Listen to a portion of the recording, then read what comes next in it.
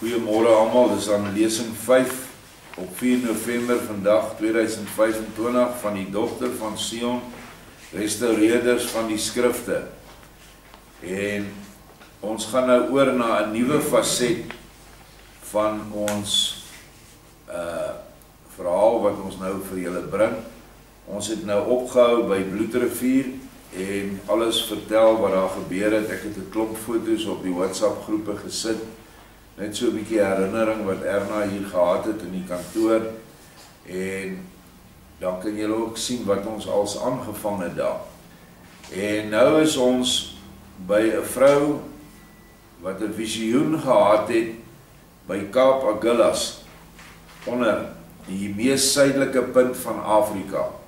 Natuurlik dan ook van Suid-Afrika. 'n Visioen te Kaap Agulhas op 16 Desember 2002. Hierdie dag, terwyl die Dogter van Sion hulle eerste gelofte in 4 jaar nie by die Bloedrivier terrein hou nie, maar tuis te Kameeldrift Wes buite Pretoria, hier by ons vandag. As gevolg van die hofbevel waarin ons verwyder is van die gelofte terrein, sien 'n onbekende vrou, sy was vir my onbekend op daai stadium, op 16/12/2002 'n duidelike visioen oor die oseaan van Kaap Agulhas, die mees suidelikste punt van Afrika. Nou wat ek moet bysê is dat die vrou ook op hierdie dag verjaar het. Dit was haar verjaarsdag en sy was alleen, bietjie moed verlore gewees en sy daar gaan sit by Kaap Agulhas waar hy reg op rotse is. Die woord Agulhas beteken reg op rotse. Ek was nou 'n paar weke terug, was ons daar, en dit is 'n besonderse plek waar die twee seestrome bymekaar kom en wat die mees suidelikste punt is. Nou goed, kom ons lees verder. Sy sien 'n visioen en is op die regterkant is wat sy sien. Dit behels 'n syfer 6720, 'n uurglas en 'n groot letter M in die lug. Ook kry sy 'n boodskap om die visioen aan ons deur te gee. Word alles deur 'n innerlike stem aan haar gesê. Die volle verhaal kan in die boekie Die Einde Kom gelees word wat by Dogter van Sion beskikbaar is. Het ons nog sulke boekies, Erna? Maar as hulle wil hê, sal ons hulle weer druk. Nou, dat bykans 23 jaar verloop het, en 'n mens bekyk die afgelope jare se gebeure in retrospek, kan mens die groot en liefdevolle hand van ons Vader sien, en die wel in weë van Dogter van Sion. Bogenoemde visioen deur Aletta Barkhuizen. Nou, name soos ek gister vir julle verduidelik, plekname, mensname, alles het nogal betekenis. Baie keer is jy op die aarde geplaas om een taak te doen en jou naam verklap daardie doelwit. Haar naam het werklik haar boodskap bevestig. Wat beteken Aletta? As jy gaan kyk, dan beteken dit waarheid. Bark of 'n boot en huisen is 'n huis, was 'n boodskap oor die bou van die toekomende geestelike Sionshuis, oftewel die geestelike ark waarin die volk nog sal moet ingaan. Ek wil dit net daar noem dat by hierdie stadium in 2002 het 'n Philadelphia ark nog nie bestaan nie. En die geestelike ark Gilgal definitief nog nie. Die daaropvolgende gebeure wat in 2002 plaasgevind het, nou na hierdie gelofte dag visioen, was die eerste stene in hierdie huis van Sion, waar die fondament reeds in 1998 'n aanvang geneem het met die daarstelling van die boek van herinnering. Hierdie nuwe gebeure was dus nog steeds gekoppel aan die oorspronklike eerste gebeure. Onthou dat in 2001 het die boek uitgegaan in die volk in. Dit was 18 jaar presies nadat die 83 vervalsings die lig gesien het. En nou is ons 'n jaar later. Ons kan nie Bloedrivier toe gaan nie, hulle weier om ons daar toe te laat. Die syfer En ons het baie gebid oor hoe hierdie ding ontleed moet word. Maar ons het 'n paar dinge met die syfer 6720 het ons as ure geneem. Is 280 dae, die volle draagtyd van 'n swanger vrou. Vanaf 16 Desember 2002, waar sy die visioen gekry het dit ons gebring na 22 September 2003. En daarom het ons hierdie dag uitgesonder vir 'n spesiale dag waarop 'n gelofte aan Jahwe gebring is. Waarom hierdie visioen spesifiek op hierdie gelofte dag in 2002 gegee is, sal later nog baie duideliker geword het vir ons. U kan aanneem dat dit was omdat dit die eerste gelofte dag was, waar die nuwe bestuur van die Bloedrivier terrein, die Voortrekker Monumente Kommissie onder leiding van generaal Gert Opperman, botweg geweier het om ons as Dogter van Sion op die terrein toe te laat. Daar was hordes polisie en weermag op die terrein ontplooi om die moontlike opwagting van die Dogter van Sion teen te staan. Ten spyte van 'n persoonlike besoek deur myself aan Opperman, hier by die monument het ek hom gaan sien, het hy nog steeds botweg geweier. Dus kan hierdie visioen ook as waarskuwing gesien word, met 'n tyd wat gegee was vir hulle om tot hulle sinne te kom. Geen een het die reg om enige een van God se kinders te verbied, om die terrein van sy Vader se gelofte te betree nie. Dis 'n volksterrein en nie 'n kerkterrein nie. Gedurende die week voor 22 September 2003 het die Dogter van Sion weer deur ons Vader ingegee, spontaan 'n nuwe gelofte opgestel, waarin ons beloof het om ons huis te Kameeldrif 225 beskikbaar te stel vir sy kinders wat oor die wêreld heen verstrooi is, om 'n opleidingsplek vir die ware woord te vestig, en ook om voortaan in ware broederliefde met volksgenote om te gaan. Hierdie gelofte is weer deur 7 voorafgaande dae gekenmerk, waarin ons die gelofte gesewe het, deur dit elke oggend af te lê, en ook elke oggend 7 ramshorings te blaas, met die laaste dag waarop die prosedure 7 maal herhaal is. Die gelofte is die 7de dag afgelees, en elkeen het 'n klip geneem, en 'n klipstapel is onder 'n eikeboom, reg voor ons Lapa dienssaal. Dit sal aan hakkies later duidelik word, opgerig, as tasbare getuie van hierdie gelofte met ons verlosser Yeshua. Ek sê dan sien die getekende gelofte langsam. Ek is jammer, ek het nou 'n baie swak kopie in die hande kon kry. Ek kon nie my oorspronklike kopie kry nie, maar ek weet hy is hier iewers, Erna, en ek gaan hom vandag soek, dan sal ons hom op die WhatsApp groepe sit. En hierdie gelofte was 'n bietjie onderskei van alle ander geloftes, dis deur almal geteken. Handtekeninge is daar. Uit Amerika het 'n profesie gekom wat 3 keer bevestig het dat 22 September 2003 the day of the heart was. Heeltemal 'n vreemde mens, ek ken hierdie ou glad nie. Sy naam, hierdie profeet Raimundo Aguilera, was selfs in Suid-Afrika opdrag van Vader gekry, waar hy ook in opdrag van ons Vader sy eie klipstapel kom pak het. Die ware betekenis van die dag was dus, dat dit die dag was waarop ons harte en ons huis in Suid-Afrika, Sion, oopgestel het vir ons Vader se Sionskinders reg oor die wêreld. Destyds in 2003 was ons as Dogter van Sion baie verward oor wat hierdie dag werklik sou beteken. Ons het toe 'n wêreldoorlog verwag, ons het die ster Nibiru verwag, en nooit gedink dat die dag eintlik maar net die bevestiging van die toekomende arkhuis vir sy kinders was nie.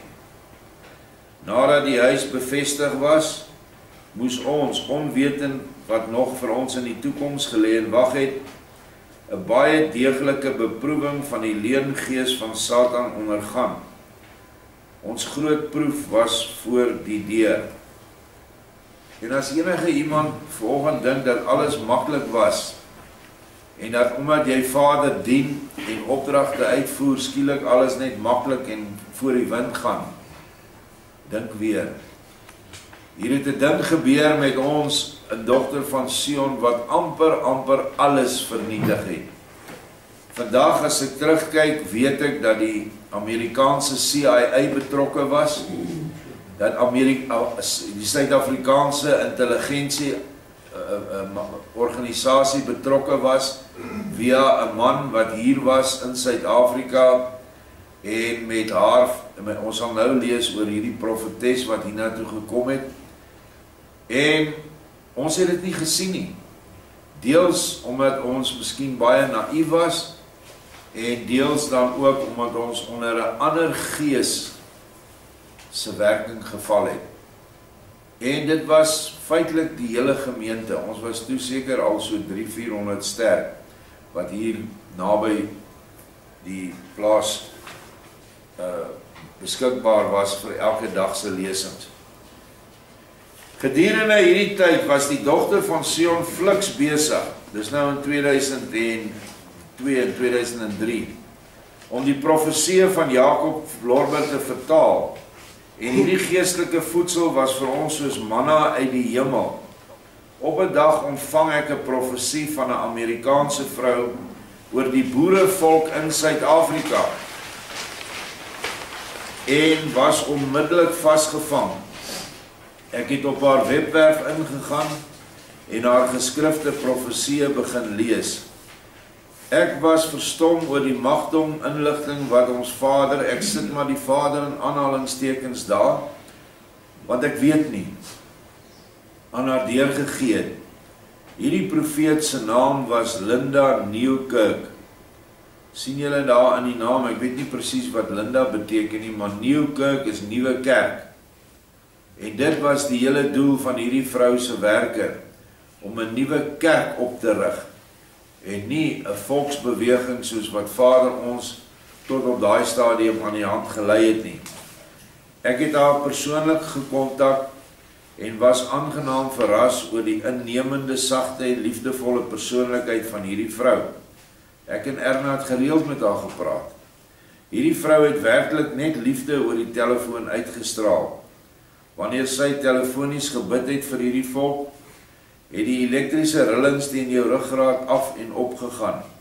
Haar boodskappe was kragtig en ek moet erken, ek was hooked, soos die Engelsman sê. Vir 'n volle jaar het ons telefoniese kontak gehad.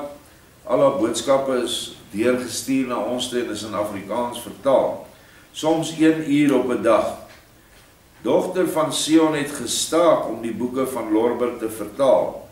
En Newkirk se profeseë is onmiddellik vanuit Engels na Afrikaans vertaal. Honderde boeke is gedruk en versprei onder die volk. Die profeseë is letterlik opgeëet deur soekende mense. Daar het persoonlike boodskappe gekom vir myself, vir die dogter van Sion, gemeente, vir die boerevolk.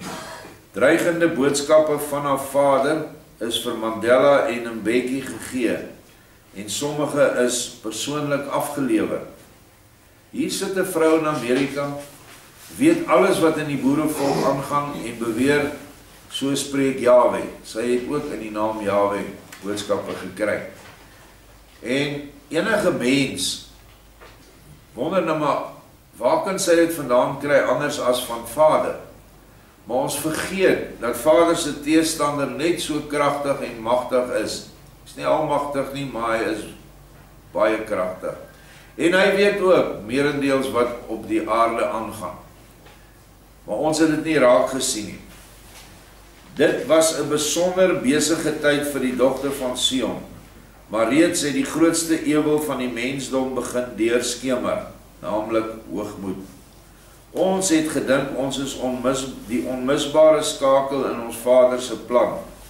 Ons het baie belangrik geword en die persoonlike boodskappe aan ons het dit verder aangehelp. Die aanslag van Lucifer was baie subtiel, maar dodelik effektief. Nou gaan ek 'n paar voorbeelde wat ek nie hier geskryf het nie noem. Hierdie vrou kry 'n boodskap en sy stuur dit vir my. Sy sê, Vader sê, jy moet na Mandela toe gaan en jy moet hierdie boodskap aan hom oorhandig. Mandela was toe, ek dink hy was toe so half semi-afgetree, nog hy en Bekkie was so saam.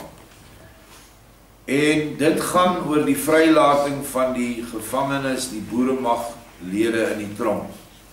Baie kragtige boodskap dat hierdie mense vrygelaat moet word.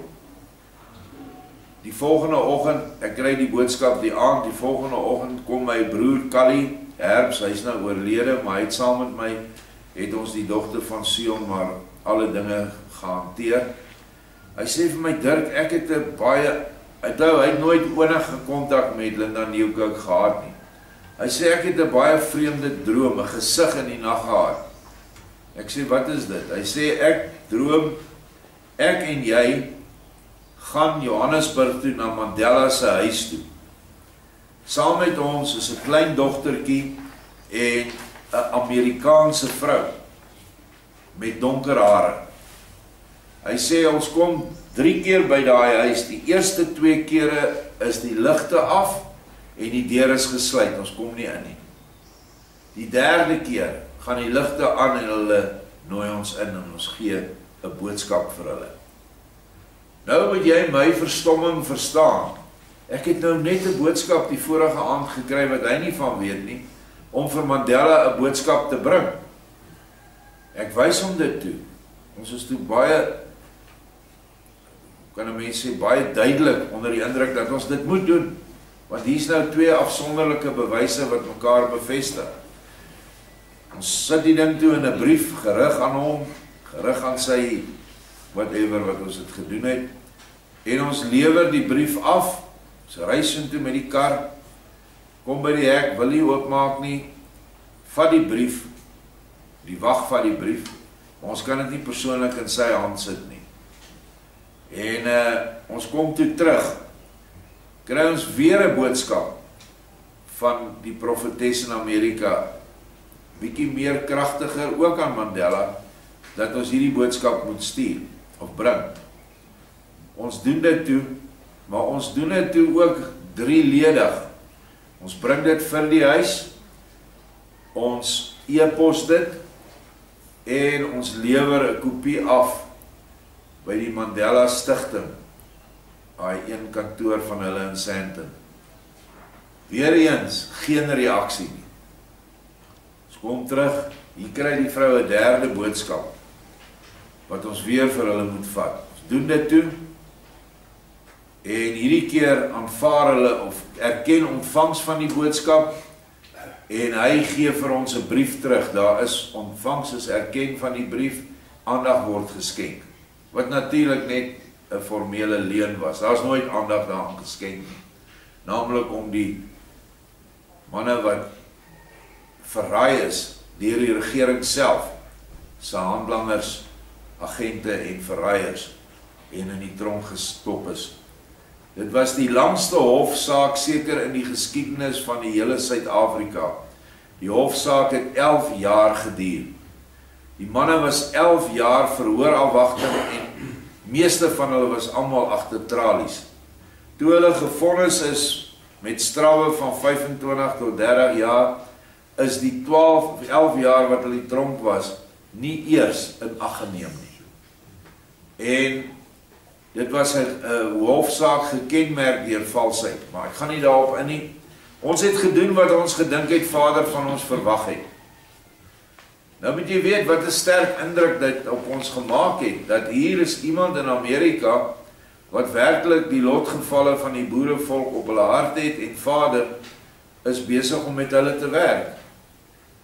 Nog 'n ander voorbeeld wat ek kan noem, 'n vriend, hy leef nog, kom na my toe, hy sê, my vrou is bitter siek, of baie ernstig in die hospitaal. Sy het 'n operasie ondergaan, en sy het sepsis gekry, hier in haar maag, hy het haar hele borsie oopgesny, ek kan nie onthou wat was fout nie, maar sy was 'n bietjie oorgewig en die wond het septies geword. Hy sê toe vir my, hulle gee haar nie 24 uur nie, dan sy dood.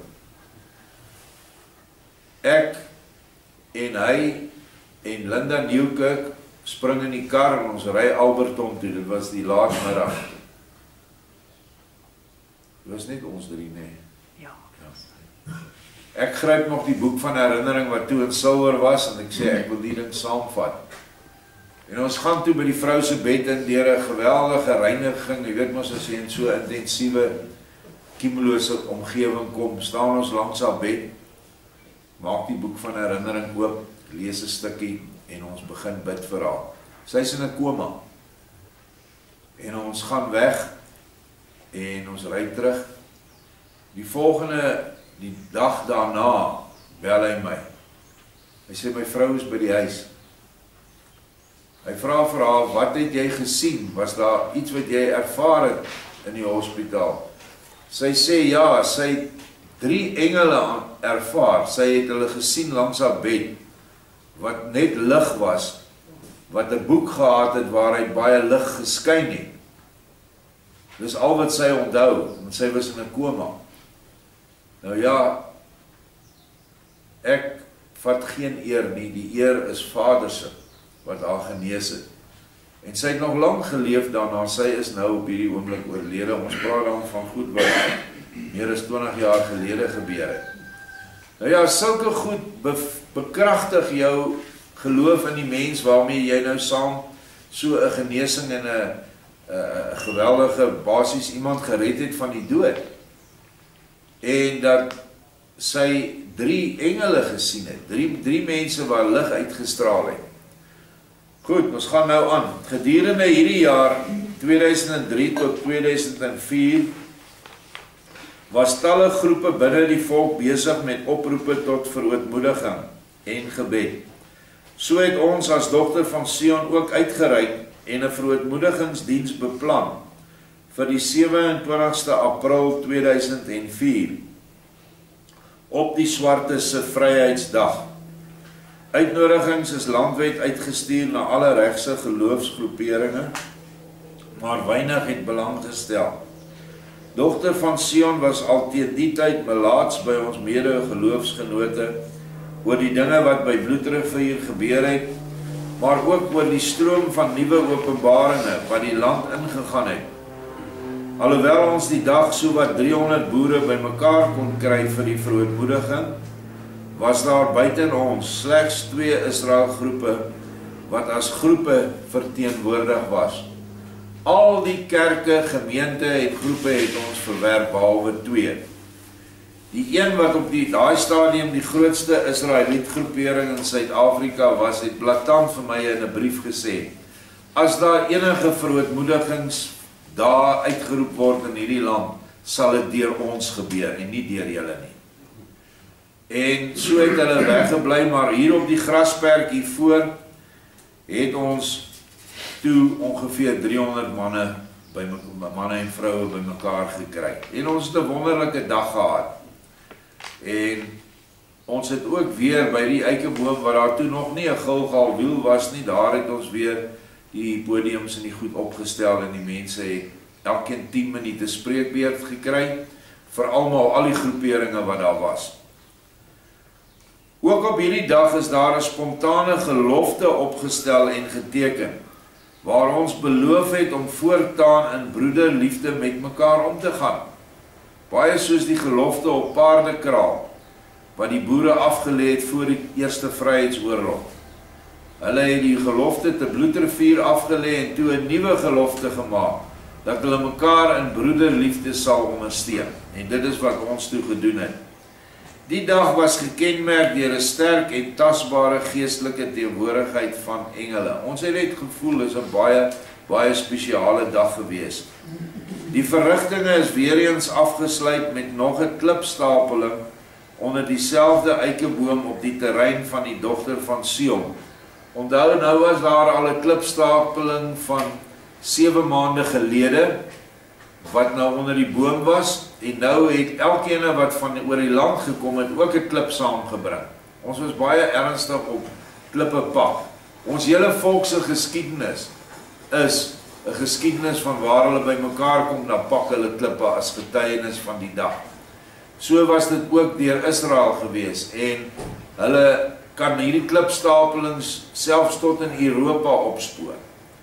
Hoe dit ook al sê, op vandag, hier waar ons sit, is daar nou een klipstapeling. Ons het die twee hoope klippe by mekaar gesit, en ons het 'n houtmuurtjie om hom gebou. As jy nou afstap, dan sal dit aan die regterkant van die Gilgalwiel wees. En by hierdie klipstapel het ons dan afgesluit, en ons lees verder. Tydens hierdie geleentheid, waar ons die klipstapel met die silwerboek van herinnering bo-op met olyfolie gesalf het, het 'n wonderbaarlike ding tydens gebed gebeur. Die silwer buiteblad van die boek van herinnering was ongeveer 'n half sentimeter dik met olie gegooi. So ook die klipstapel. 'n hele 750 ml bottel is gebruik. Oom Callie het nog die olie opgegooi, en hy het so dit oor daai boek gegooi, en so dik daarop gelê het, was 'n dik olyfolie, en toe al die klippe. Toe ek die gebed beëindig, my oë oopmaak, merk ek dadelik op dat die olie op die boek verdwyn het. As nie 'n druppel olie op die boek nie, en ek het nou net voor ek begin bid het, dit so dik op die boek gelê. Ek het nog gevoel, is droog. Ek sê vir Callie Herbs, my broer, waar is die olie? Dit was weg. 'n Jong seun van 18 jaar staan toe nader en vertel die volgende. En hy was 'n baie toegewyde kind aan Vader. Is nie sommer net 'n kind, 'n random kind nie. Hy sê dat toe ons gebid het, open Vader sy geestelike oë en hy sien die volgende. Reg langs die hoop klippe wat so pas gepak was, het ons meester Yeshua gestaan. In sy regterhand het hy 'n silwer swaard vasgehou, en met sy linkerhand se mou het hy die olie van die voorblad van 'n silwerboek van herinnering geabsorbeer. Hy het met sy kleed so oor die boek gegaan, en die olie is in sy kleed opgeneem. Daardie hoendervleis en rillings wat by elkeen se rug afgegaan het, sal ek nooit vergeet nie. Ons het net geweet, dis die waarheid. Want hier's die bewys, waar's die olie? Niemand was daar nie. En dis die enigste verklaring. En dit was dan ook die bevestiging dat ons gelofte van die huis wat ons aangebied het, sowel as die boek van herinnering, sowel as die vergadering waar ons nou vandag by was, met al die mense van oor die land, dat Vader hierdie geloftes en beloftes wat ons gemaak het, aanvaar het. Was tog 'n logiese afleiding. Ons het geweet dis waar, want die oomblik was so gewyd en groot. Hiermee het ons geweet dat hierdie gelofte sy guns weggedra het, en ons was verheug daaroor. Dit het regtig die dag afgesluit vir ons, en dit was 'n wonderlike ervaring vir almal wat daar was. En dit was nie net ons wat die getuie was nie, dit was ook die verskillende 300 mense wat teenwoordig was. So het ons alles onder daardie eikeboom gedoen wat spontaan gebeur het. Ons het maar net daar voor die Lapa, ons het toe nog in die Lapa aanbiddingsdienste elke oggend gehou, so dit was net reg voor die Lapa. Maar hierdie huis wat ons nou aangebied het baie kort daarna het ons begin mense intrek na die plaas toe. Ons het 'n tentfabriek begin, tente gebou, en toe later aan Wendy's gebou, en so mense basies eerste van die straat gaan haal in Pretoria Wes. Dis hoe ons begin het, en begin kos maak het, en werkies begin het op die plaas. So daar het julle die volgende faset van die dogter van Sion tot op 2004. Baie dankie.